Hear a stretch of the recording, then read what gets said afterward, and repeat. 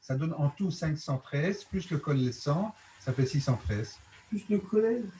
Jamais posé cette question. Jamais. C'est un multiple de 1. Le collège, c'est 1. Donc, c'est un multiple de 1. Voilà.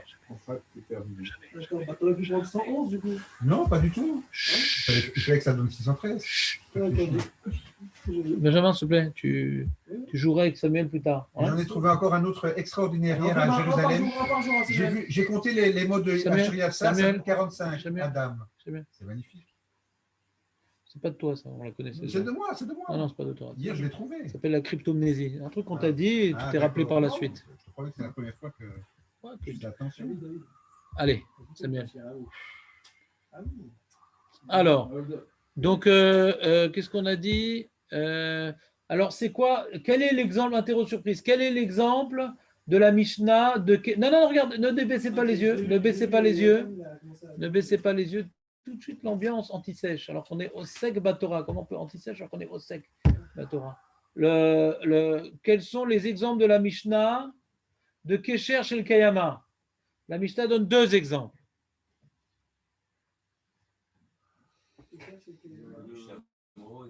Quel nœud? De quel nœud? De quel nœud?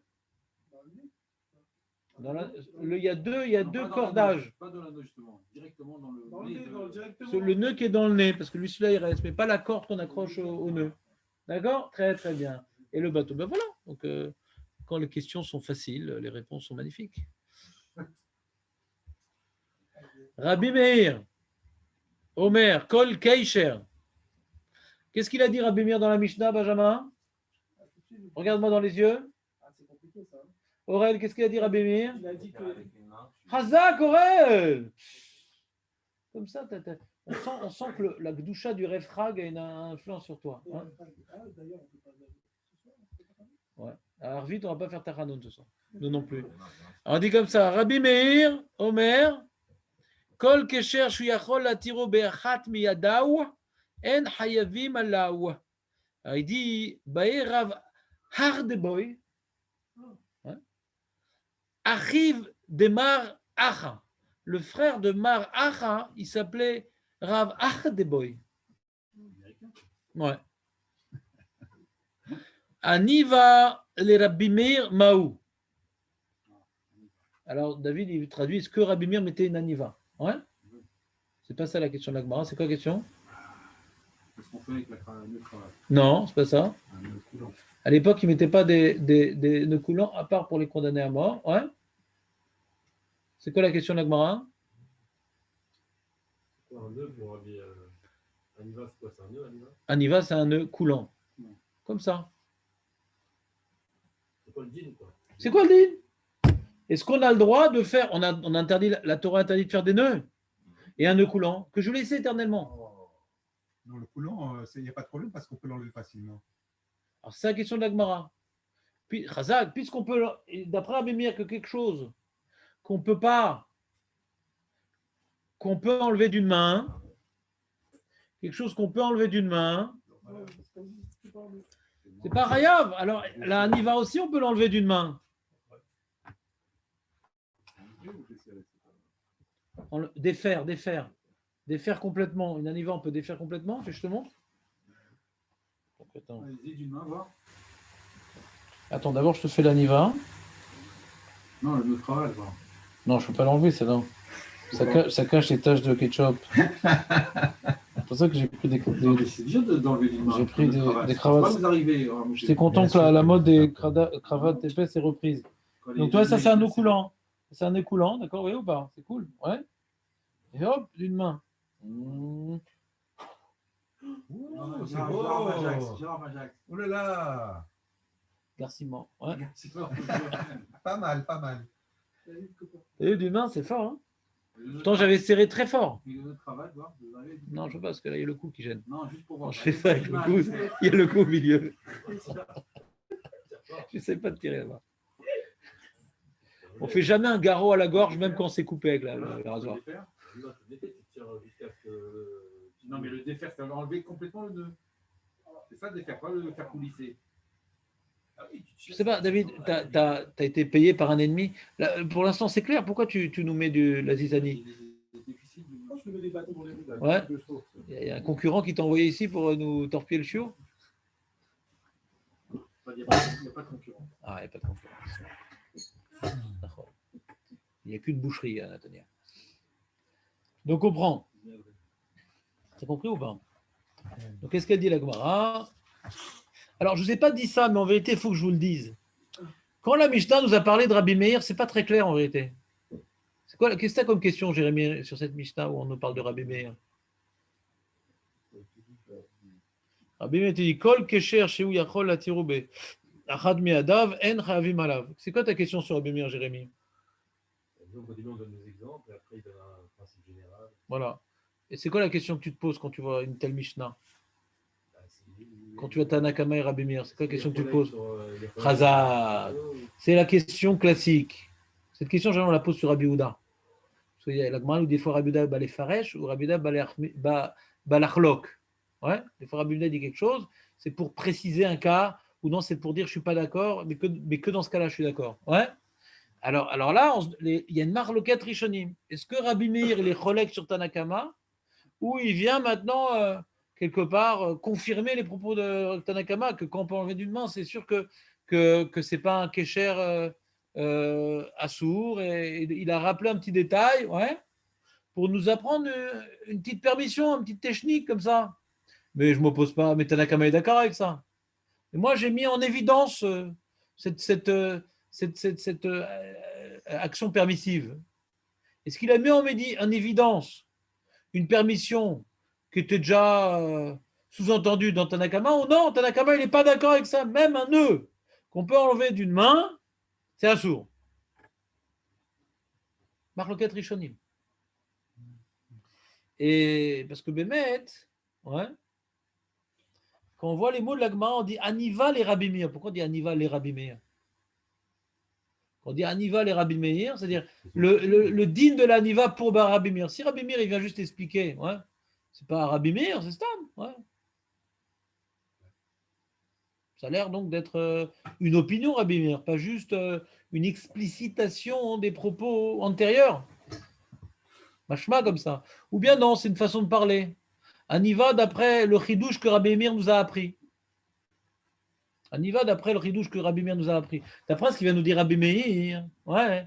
Qu'est-ce qu'on peut dire pour Aniva? C'est envisageable. Maintenant, dans le stade où c'est un chidouche de Rabbi Meir, la Mishnah, ce serait. On n'aurait pas dit simplement si tout le monde est d'accord avec ce chidouche. On aurait dit que ça vient de Rabbi Meir aussi. Je n'ai pas bien compris la phrase. Si tout le monde est d'accord avec son chidouche. Ah. Ça dit que ce n'est pas une marloquette. S'il n'y avait pas de marloquette, ouais. Le Mishnah aurait aussi écrit d'après c'est Rabbi Meir qui. Pourquoi on vient citer Rabbi Meir? Voilà. Oui, ça, comme je t'ai dit, ça arrive. Ça. On voit dans Rabbi Houda souvent le même phénomène. Ouais. C'est que la Mishnah, elle vient. C'est une question générale ce que tu demandes. C'est général. Si maintenant tout le monde est d'accord, pourquoi ce Tana il vient me préciser ça? Ouais. Alors, qu'est-ce qu'on apprend de ça? Je ne sais pas. Mais dans le derrière des Mishnayot, je comprends. Pourquoi? Des fois, il y a une Mishnah ancestrale qui a été enseignée de génération en génération. D'accord?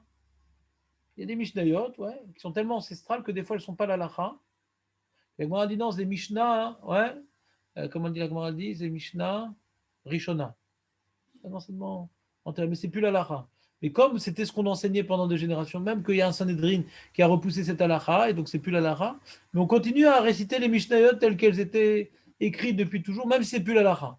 Parce que c'est un corpus, c'est comment dirais-je, une structure d'enseignement qui était systématique. D'accord?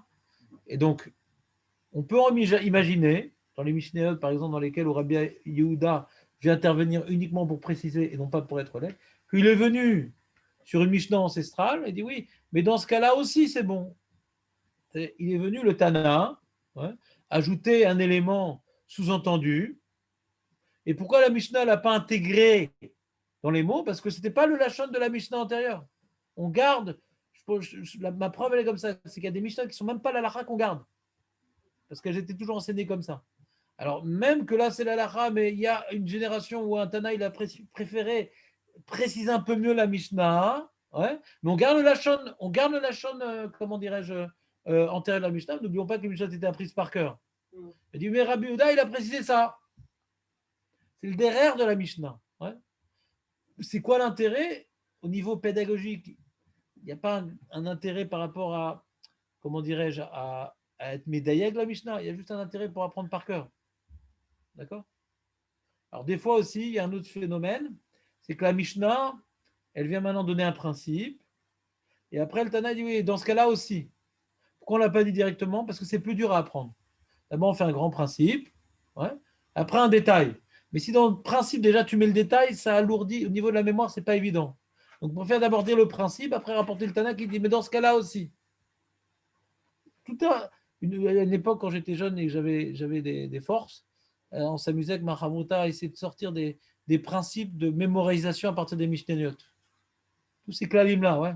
C'est plus facile à mémoriser quand on fait comme ça que comme ça. Eux, à l'origine, la Mishnah, ce n'est pas un livre de limoud. Le limoud, il est au Beth Midrash, il n'est pas dans la Mishnah. C'est les bases de l'enseignement que tout le monde doit connaître et à partir duquel tout le monde va devoir travailler, qui s'appelle la Gemara. Hein. Et ces bases-là, la Gemara, contrairement à la Mishnah, on ne l'apprend pas par cœur. La Mishnah, oui, on l'apprend par cœur. C'est les bases que tout le monde doit connaître. Donc la Mishnah, elle a comme impératif, ouais, elle a comme impératif d'être facile à mémoriser, même si cela est aux dépens du diouk. Des fois, pour facilement mémoriser une Mishnah, ouais, on va mettre différentes Mishnahs qui se ressemblent, qu'on va écrire d'une manière qui est assez semblable, alors que les dîmes sont assez différents et il y a des nuances qu'on n'a pas dit à cause de ça, mais avant tout, on va chercher une symétrie. Tu vois, des fois, les commandes qui disent Atou, des katif, des recha, kar, berecha, kara. Puisqu'il y avait écrit comme ça dans la recha, alors dans la sefa, on a écrit comme ça. Alors que le din est faux. Alors que le din est faux, mais fourrage, il est faux, le din. Donc, on voit que l'enjeu de mémorisation, on est Yom HaZikaron, donc c'est important d'en parler, l'enjeu de mémorisation, il est primordial dans la Mishnah. Et donc, parfois, la Mishnah, elle veut présenter un cas général. Ouais. On a ici, reprenons, Ve'elu, ksharim, shechavim alem, kesher ganim, kesher asapanim, ou keshem, shurav al kishuram, kachurav, etc. Donc, ça, c'est l'enseignement de base. On te donne des keshers chez le Kayama qui sont professionnels, illustrés par le chamelier et le matelot. Ouais. Et de la même manière que tu as tes chayav sur le kesher, tes chayav sur le matir. Et après, on rentre dans un petit truc qui est beaucoup moins fondamental. Ouais. Et que, pour qu'il vienne donc illustrer ce qu'il vient de dire. Parce que qu'est-ce qu'on vient de dire? On vient de dire qu'un kesher chez le Gamalim ou un kesher chez le Sapanim, c'est un kesher de Raïta. D'accord? Et c'est des keshers meot razakim. Des keshers meot razakim. Ouais. Et il dit Rabbi Meir, puisque c'est des keshers très très forts, comme maintenant on peut le retirer d'une main, donc c'est beaucoup moins fort, ouais, alors ça ne rentre pas dans la définition. Ça ne rentre pas dans la définition qu'on vient de dire. Et pourquoi il me parle de ça? J'aurais peut-être pu le déduire tout seul. Peut-être pour m'apprendre un éther. Peut-être pour m'apprendre un éther. Une technique. Si tu veux faire un nœud Shabbat, fais-le de telle sorte que tu peux après l'ouvrir d'une main. Pour trouver un échappatoire au problème des nœuds. Ou bien il est cholek. Et s'il est cholek, alors il faudra dire que Tanakama, qu'est-ce qu'il pense alors? C'est bizarre comment on peut interdire un nœud qu'on peut ouvrir d'une main.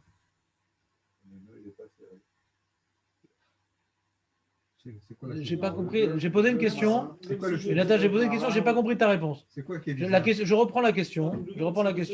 J'ai dit si on dit que maintenant Rabbi Meir est cholek sur Tanakama, c'est dit que Rabbi Meir est cholek sur Tanakama, c'est-à-dire que Tanakama il interdit de faire un nœud même qu'on peut défaire d'une main. Non, c'est pas ça. Non, ça j'ai répondu. D'abord, on doit donner la définition de base. Hein. On ne peut pas rentrer dans le détail avant de déterminer ce qu'est le nœud de la Torah. D'abord, je t'explique c'est quoi le nœud de la Torah. Je t'explique aussi kosher et yamatir. Donc, on commence le sujet, ouais, avec les bases. On ne va pas commencer directement avec le cas particulier. Ouais. Alors, si on dit que Rabbi Meir, il est cholek sur Tanakama, ce qui est l'opinion de certains Rishonim, ouais. C'est-à-dire que Tanakama, il pense que même un nœud qu'on peut défaire d'une main, ouais, on parle donc d'un kesher chez le Kayama, ouais. On parle maintenant que je vais faire un nœud coulant que je ne vais jamais défaire de ma vie. Ouais. D'accord? On parle d'un nœud coulant que je ne vais jamais défaire de ma vie. Tu n'as pas compris la question alors? La question c'est que si on dit que Tanakama il est cholek, pourquoi c'est assourd?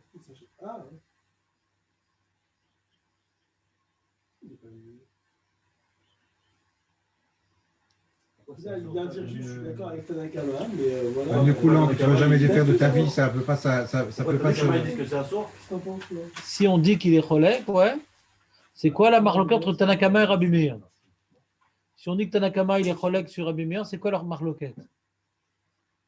Lui, il pense que même si c'est éternel. Il cherche le Kayama, et peut-être que Rabbi Meir, il dit que même s'il a l'intention, il n'a pas l'intention de le défaire, il n'a pas le statut de chercher le Kayama, peut-être. Pourquoi? Parce que c'est un truc qui se défait tellement facilement qu'il n'a pas ce statut de. Peut-être que ça n'a pas un statut de nœud. Hein? Peut-être que ça n'a tout simplement pas un statut de nœud. C'est oui chez le Kayama, mais ce n'est pas un nœud. Peut-être aussi. Pour que ça s'appelle un nœud, c'est quelque chose. On a dit que la mélacha de kosher, c'est une fusion. Hein.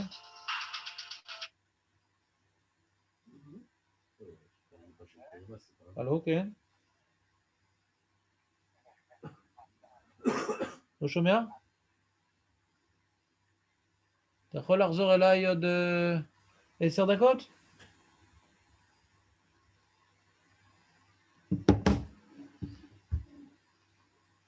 On a dit que la mélacha de kosher, c'est une fusion. Hein. Grâce au kosher, on vient maintenant accrocher une chose à une autre et on a créé un lien. C'est une création, un kosher. Hein. On a créé un lien. Ouais. Alors, pour que ça s'appelle une fusion, il faut que ça soit peut-être une fusion plus solide. Que ça soit plus solide. Peut-être que ça ne s'appelle pas un nœud solide.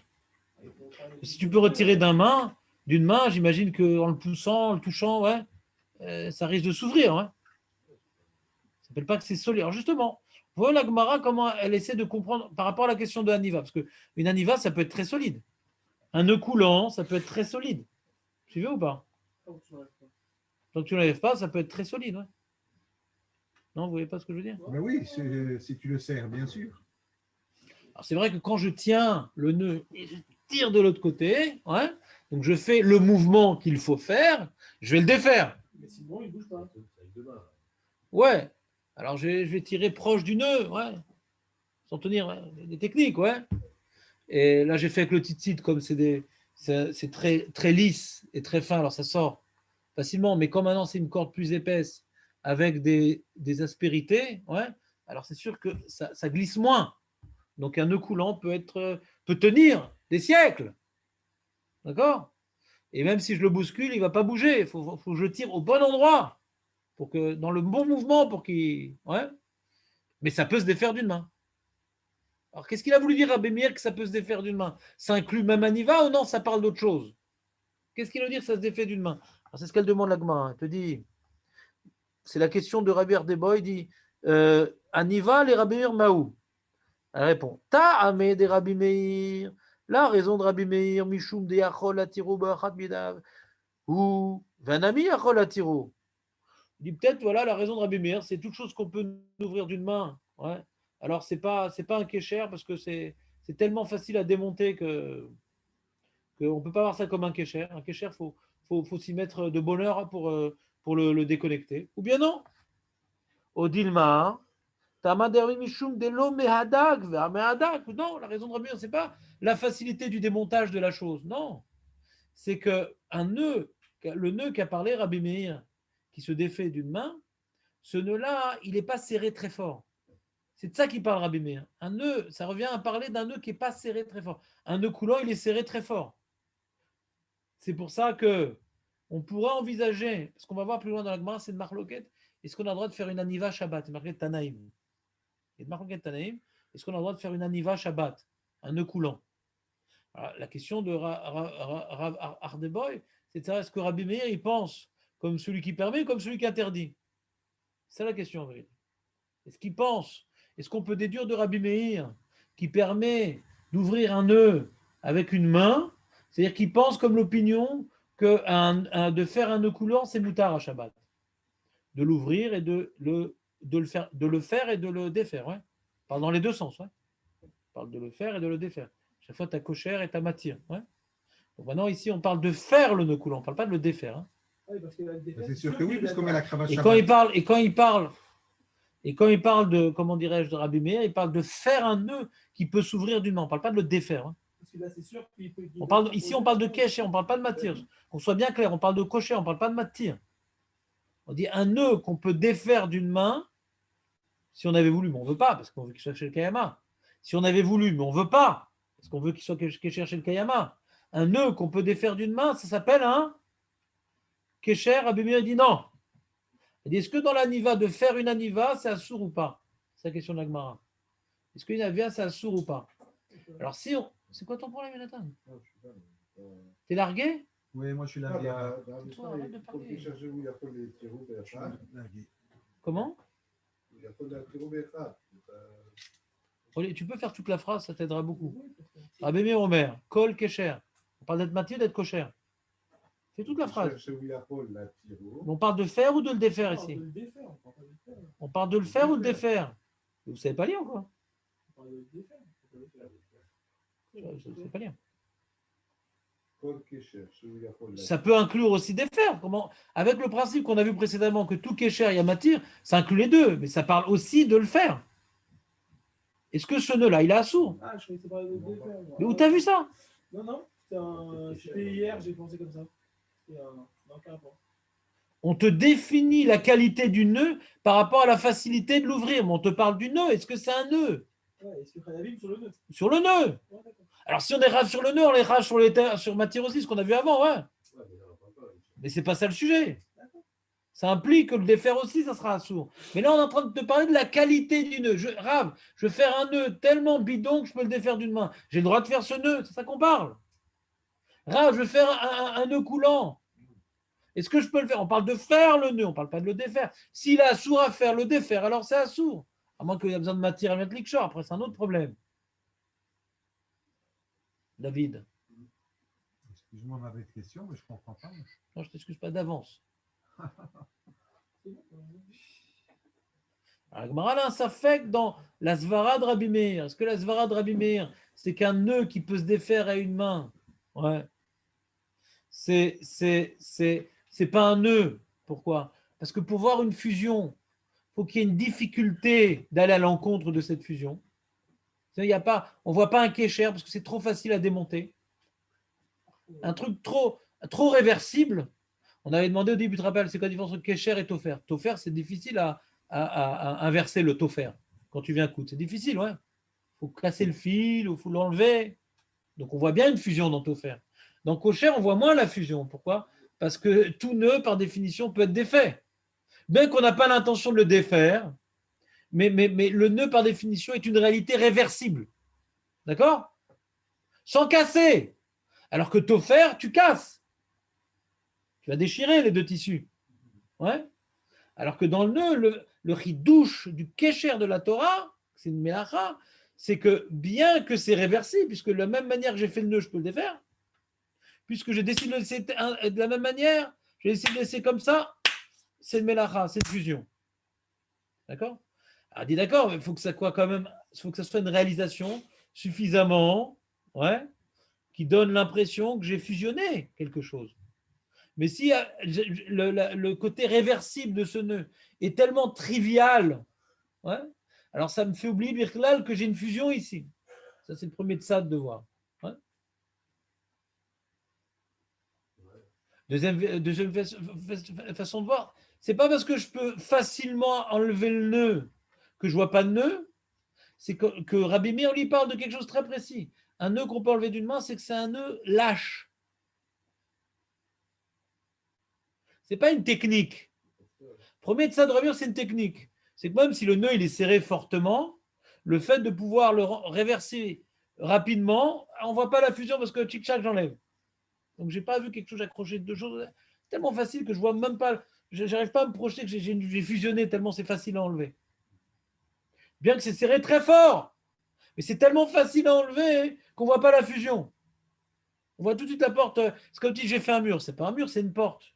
À quelle différence? Quand tu cours, tu te casses le nez quand même. Oui, mais tu peux tellement facilement l'ouvrir que ce n'est pas un mur. Je n'ai pas fermé une porte, je n'ai pas fait bonnet, Nahon. Pourquoi je n'ai pas fait bonnet? J'ai créé une méritza quand je ferme une porte. Pourquoi je n'ai pas bonnet? Parce que comme je l'ouvre et je la ferme, et on voit que ça, c'est quelque chose tellement d'ouvert. Donc, je n'ai pas construit. On n'est pas ouvert sur ce terre quand on ouvre une porte et bonnet quand on ferme une porte, Nahon. Alors, ça qui dira Bubir. C'est vrai que j'ai fusionné l'accord dans l'accrochant. Mais c'est tellement facile à ouvrir qu'on voit ça comme ouvrir une porte, fermer une porte. J'ai rien fusionné. Même c'est serré très fort. Et c'est facile à enlever d'une main. Donc le côté réversible est tellement visible qu'on ne voit pas la fusion. Ou bien non. C'est qu'est-ce qu'il a voulu parler de Rabbi Meir? Il n'a pas parlé d'un nœud que je serre fort. Non. Quand il a parlé d'un nœud qu'on peut lever d'une main, c'est qu'il n'est pas serré fort, justement. Comme il n'est pas, c'est n'importe quel nœud en vérité. Ça veut dire, Rabbi Meir voulait parler de n'importe quel nœud qu'on pourrait défaire d'une main. Il pourrait même parler du nœud des sapanim et des. Si maintenant ce nœud-là, on peut le défaire d'une main. Alors c'est qu'il n'est pas, arrivé encore à devenir un nœud. Il y a une certaine élaboration du nœud par rapport à un projet, par rapport à un enchevêtrement de cordes, mais tant que tu ne l'as pas fait suffisamment serré, tu n'as pas fini la mélacha. Tu es au milieu de la mélacha. C'est comme tu as mis sur le feu, tu n'as pas encore cuit. Quand tu auras serré, tu ne pourras plus enlever d'une main, ça y est, c'est devenu un nœud. Donc, la question, c'est, Donc, alors que Kesher Aniva, il est terminé, le Kesher Aniva. Je ne vais pas aller plus loin, Nachon. Il est terminé. Ah, je peux l'enlever d'une main, d'accord, mais il est terminé. Donc, j'ai fait un nœud qui a une utilisation, qui a une utilité, qui a une fusion qui peut rester pour toujours. Donc, je n'ai pas de preuve de Rabbi Meir qui va permettre Kesher Aniva. Uniquement un nœud qu'on a tellement pas bien fait qu'on peut le défaire d'une main, il a permis, parce qu'il n'a pas fini la mélacha. Voilà. La question, c'est est-ce que Rabbi Meir, il parle d'une aniva ou est-ce qu'il parle d'un vrai nœud qu'on a. Non, il ne parle pas d'une aniva. Oui. Pourquoi tu changes les mots de la Gemara? Il ne parle pas. Est-ce que ce qu'il a dit inclut, est-ce que son éther inclut aniva? Mais il ne parle pas de l'aniva. D'accord, il parle pas forcément. Oui, ben c'est ça. Il parle parce que même dans le cas où on dit qu'il permet la aniva, le premier tzad, il permet la aniva dans le premier tzad. Ouais. On a dit que quelque chose qui est facile à ouvrir, on ne voit pas la fusion. D'accord? Mais il ne parle pas que de l'aniva. Il parle de tout nœud qu'on peut ouvrir d'une main. Exactement. Ouais, donc. Moi, au début, je pensais qu'il parlait uniquement de l'aniva qu'on pouvait défaire. Après, dans le langage de Rabbi Meir, on a l'impression qu'il inclut les deux tzadim. Ouais. Que ce soit un nœud. Non, après, c'est un grand dieu. Non, on ne sait pas ce qu'il va exclure. Il y a une ambiguïté. Quelque chose qu'on peut ouvrir d'une main. C'est pour dire parce que le nœud n'a pas été terminé ou parce que le nœud il est facile à ouvrir. On ne sait pas. Ou l'un, ouais, mais si tu inclus les deux, donc comme le deuxième tzad.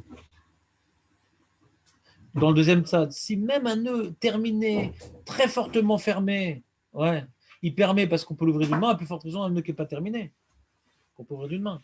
Le premier tzad, c'est une koulab qui inclut le deuxième tzad. Hein. Donc tu tranches comme si tu dis que c'est quelque chose de général, tu penses comme premier tzad. Il permet toute chose qu'on peut ouvrir d'une main, c'est tout. Il dit peut-être qu'il veut dire que ce qu'il veut dire, les mots. D'accord? Non, peut-être qu'il nous donne un exemple. Par exemple, de Kesher chez Gamalim ou Kesher chez Sapanim, que même maintenant que ce n'est pas un nœud coulant, ce truc, mais comme tu ne l'as pas suffisamment serré encore, tu peux l'ouvrir. On a un safek, qu'est-ce qui vient exclure Sapanim ou vient donner un nouveau klal? Azak ou Barou. Le tzad qui est un nœud qui n'est pas terminé, ça rentre bien avec la Mishnah aussi.